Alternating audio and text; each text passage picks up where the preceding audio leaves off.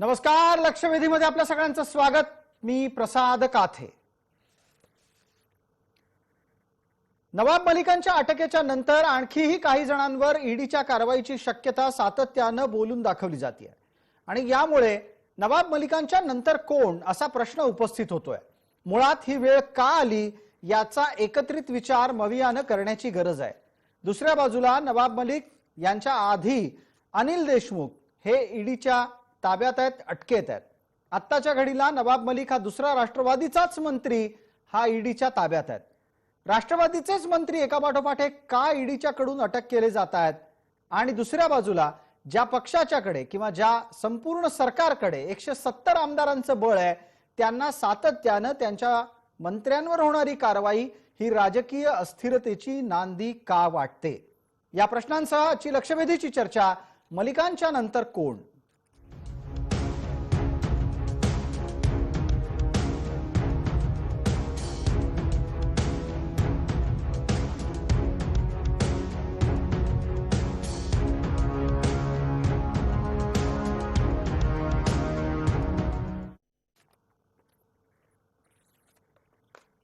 या चर्चेमध्ये आपल्या सोबत सहभागी होणाऱ्या मान्यवरांचा आपल्याला पटकन परिचय करून देतो. राष्ट्रवादीच्या कडून आपल्या सोबत थोड्याच वेळात महेश तपासे जोडले जात आहेत.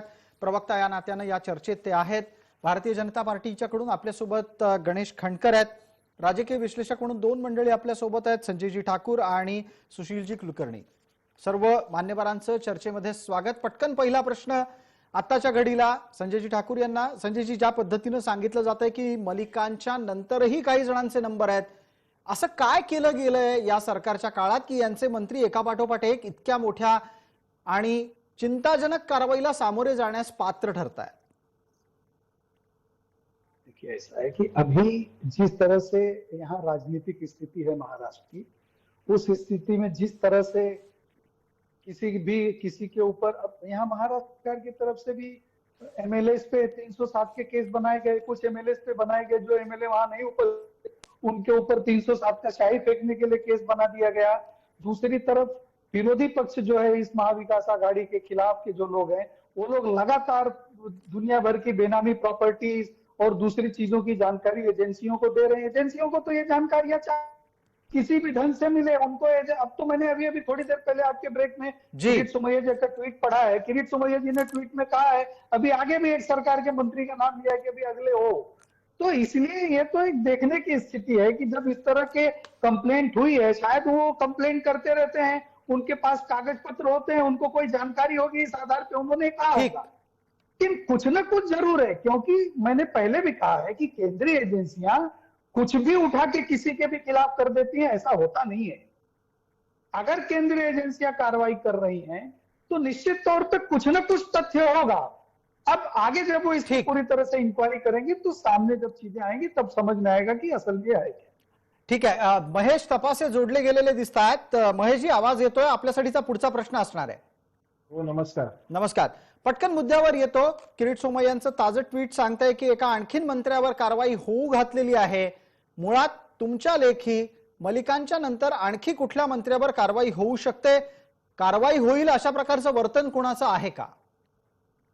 प्रसाद जी, गेल्या 2 वर्षापासून महाराष्ट्रातलं महाविकास आघाडी सरकार अस्थिर करण्याचा एक प्रयत्न हा भारतीय जनता पक्षाकडनं होत होता.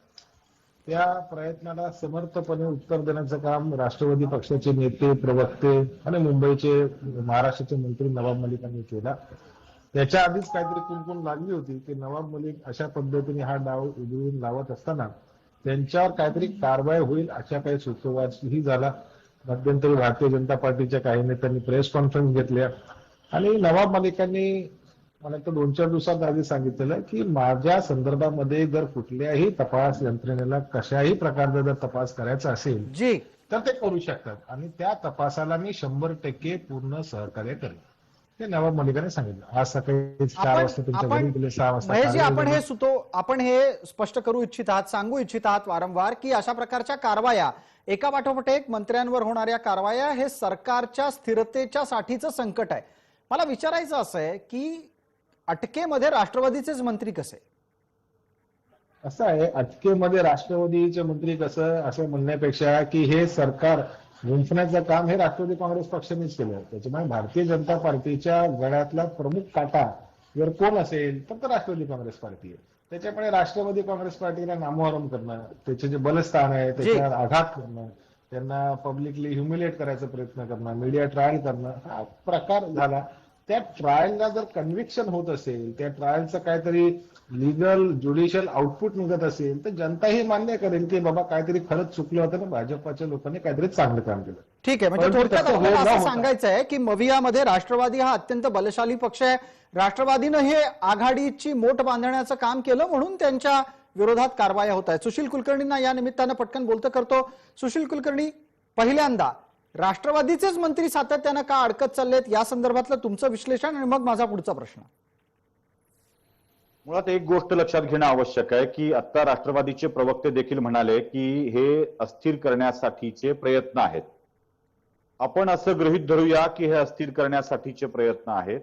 ज्या सरकारमधले मंत्री सातत्यानं भ्रष्टाचाराच्या प्रकरणामध्ये सापडत आहेत, अटक होते आहे, त्यांना जामीन मिळत नाहीये, ते महिनोन महिने जेलमध्ये राहत आहेत, न्यायालय जामीन देत नाहीये, सरकारचा संबंध नसतो, तेव्हा इथे काहीतरी पाणी मुरत आहे आणि भ्रष्ट माणसं सत्तेवर राहू नयेत यासाठी प्रयत्न करणे म्हणजे षडयंत्र होत नाही. क्रमांक 1.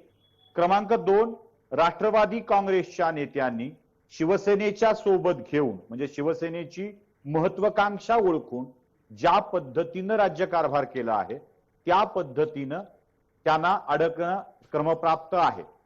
आता आणखी कोण हा प्रश्न आहे, तर त्या आणखी कोण मध्ये आता राष्ट्रवादीचे असणार नाहीयेत, आता कदाचित शिवसेनेचे मंत्री असतील अशी शक्यता आहे. आता तुम्ही म्हणाल की अनेक महिन्यापूर्वीचा विषय काढला, जी गुन्हा असतो, अनेक वर्षापूर्वीचा काढला, गुन्हा असतो, भ्रष्टाचार असतो. 2 करोड रुपयाची ज्याची आय आहे, ठीक, इन्कम आहे, उत्पन्न आहे, 3,500 करोड रुपयाची संपत्ती त्या व्यक्तीच्या नावावर असते. त्याचं रेकॉर्ड भलेही भाजपवाल्यांनी दिलं असेल, म्हणजे आपण हा आरोप अगदी मान्य करूया की भाजपवाल्यांनी हे रेकॉर्ड नेऊन ईडीच्या ताब्यात दिलं.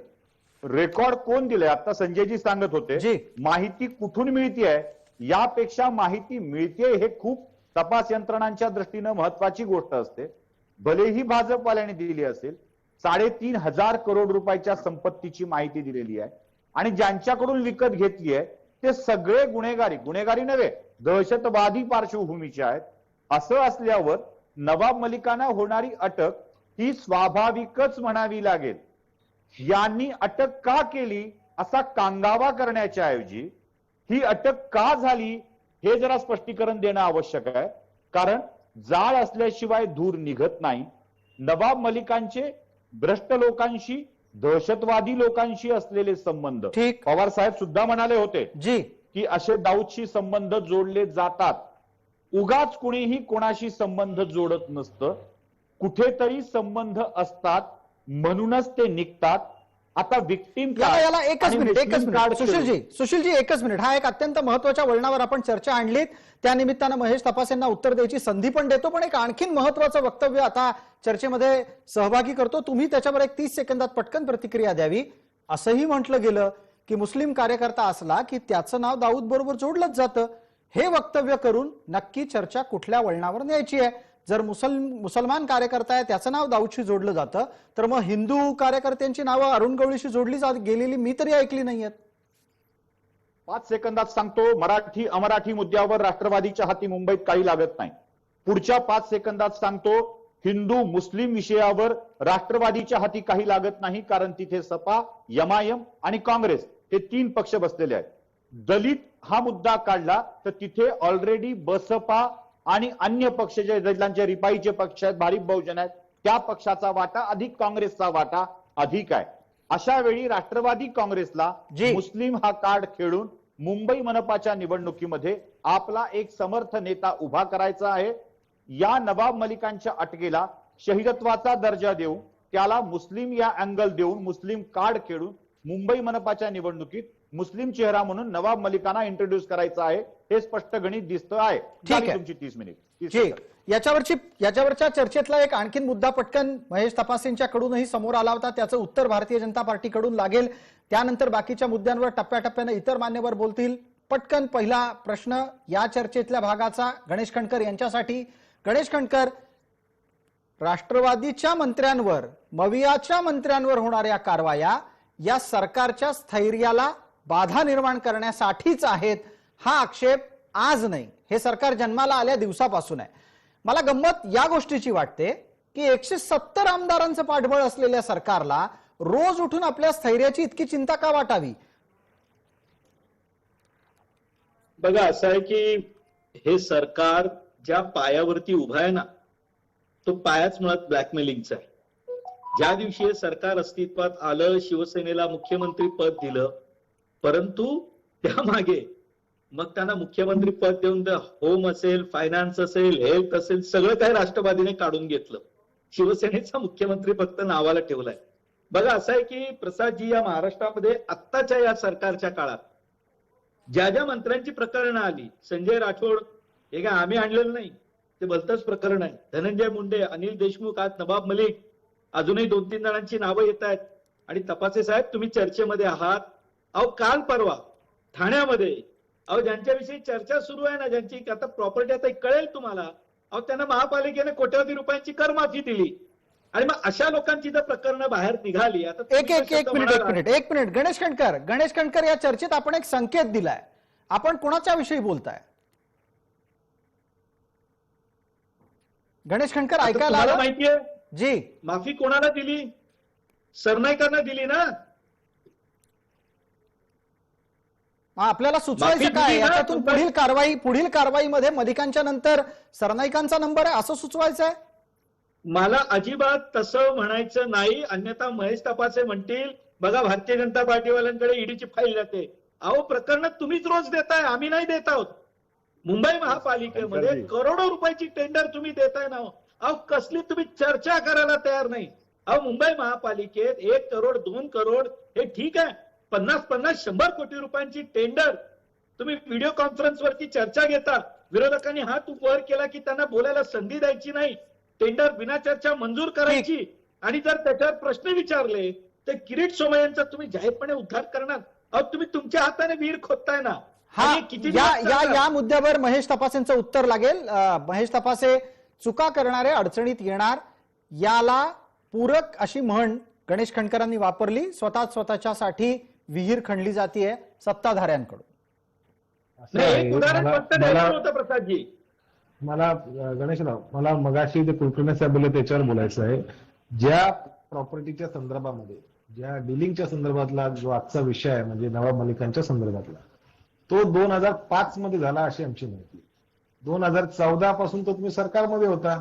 2014 ते 2019 तुम्ही त्याचा, तुमच्या ज्या काही यंत्रणा आहेत त्याचा वापर करून त्याच्यावर कारवाई का केली नाही, हा प्रश्न तर आम्हाला विचारायचा अधिकार आहे.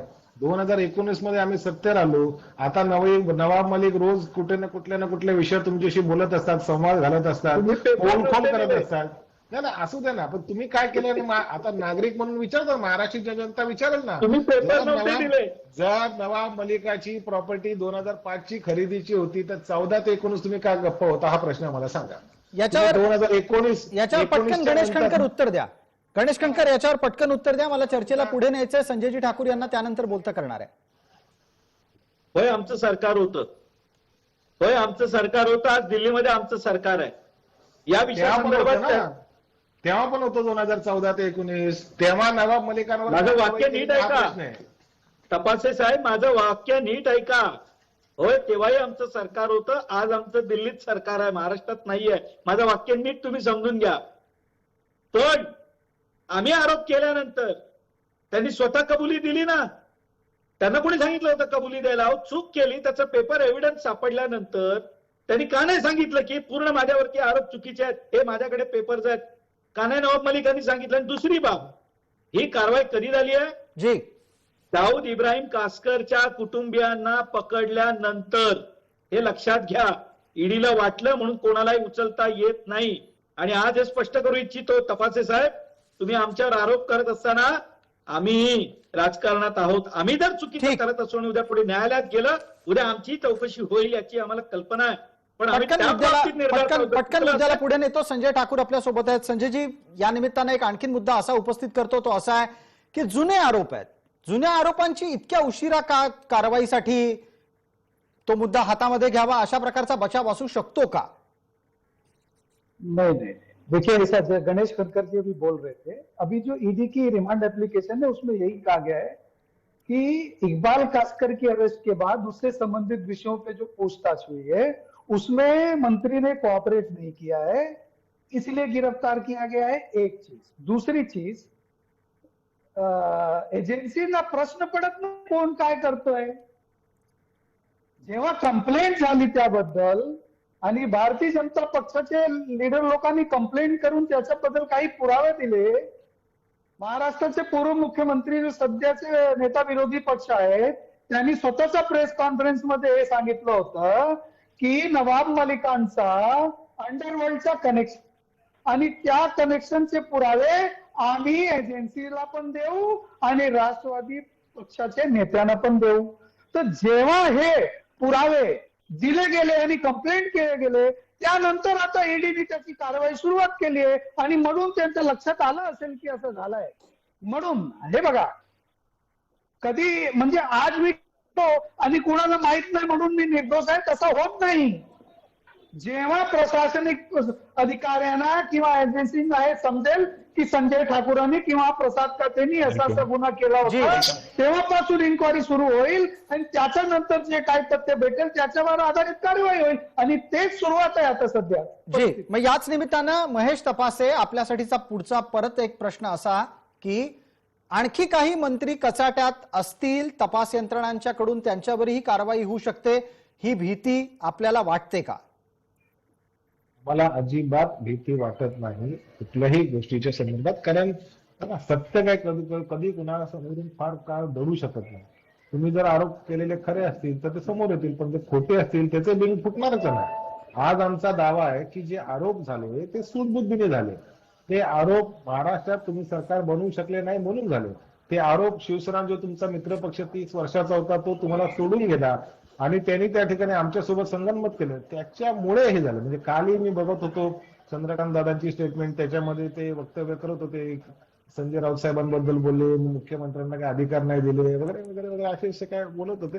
परंतु मला एवढंच सांगायचं, कंकर साहेब माझे चांगले मित्र आहेत, अभ्यासू एक नेते आहेत ते, की ह्या महाराष्ट्रातल्या महाविकास आघाडी सरकारची मोठ पवार साहेबांनी अतिशय चांगली आणि मजबूत बांधलेली आहे. ह्या सरकारला तुम्ही कितीही अस्थिर करायचा प्रयत्न केला तरी ते सरकार अस्थिर होणार नाही. उलट आता 170 वर आम्ही आहोत.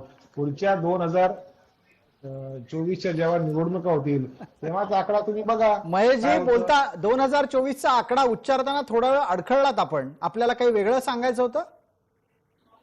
मला एवढं सांगायचंय की आज आपण कितीही त्याच्यावर चर्चा केली जी. तरी भारतीय जनता पार्टीचा छुपा डाव आहे. ठीक हे आहे. संबंध महाराष्ट्र आणि देशातील जनता पाहते. तुम्ही त्यांना विचारा. कौल तुम्ही एक विश्लेषक म्हणून पटकन सुशील कुलकर्णींना संधी देतो. सुशीलजी, हे राजकीय स्थैर्याचं टुमणं गेले जवळपास 2.5 वर्ष आपण ऐकतो. गरज आहे का याची? हे सांगून कोण कोणाला बांधून ठेवू पाहतंय आणि 170ची संख्या आता कशी वाढू शकते?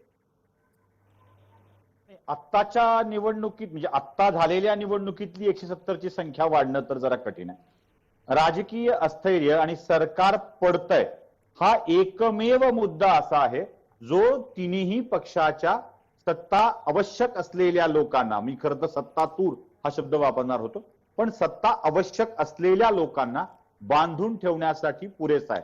हा मंत्र आहे. सत्ता जाईल, सत्ता फुटेल, आपल्या हाती सत्ता राहणार नाही. हा एक मंत्र वापरून सातत्यानं सगळ्या लोकांना बांधून ठेवण्याचं काम केलं जात आहे. त्यामुळे याच निमित्तानं सुशीलजी आपल्याच मुद्द्याला घेतो आणि पटकन गणेश खंडकर यांना पुढचा प्रश्न विचारतो की ज्या पद्धतीनं मवियामध्ये सत्ता जाईल या भीतीनं फाटाफूट होऊ शकते, मला गणेश खंडकर आपण सांगा, आपली सत्ता येणार आहे ही स्वप्न दाखवूनही भारतीय जनता पार्टी आपली एकजूट ठेवण्याच्या प्रयत्नात आहे का? बघा प्रसादजी, असं आहे की आम्हाला एकजूट ठेवण्याची तुम्ही जे म्हणालात तर आमच्या निवडून आलेल्या आमदारांचा आमच्यावर विश्वास आहे ना. अहो आता ह्यांनी काय प्रयत्न केले नाहीत का? त्यांनी भरपूर प्रयत्न करून झालेले आहेत. अनेक आमदारांना विलोभनं दिली, प्रलोभनं दिली, सगळ्यांना दिली. पण आजच्या महाराष्ट्रातली ताकद, आजच्या महाराष्ट्रातला ताकदवार पक्ष कुठला आहे ते सगळ्यांना माहिती आहे. आणि महेश तपासेजी म्हणाले तर महेशजी, मी तुम्हाला मनापासून शुभेच्छा देतो. तुम्ही पुढच्या निवडणुकीमध्ये खूप मोठा चमत्कार करणार आहात. कारण तुम्ही चमत्काराची जी अपेक्षा करतोय असं आहे की तुमच्या मागे एक फोटो आहे.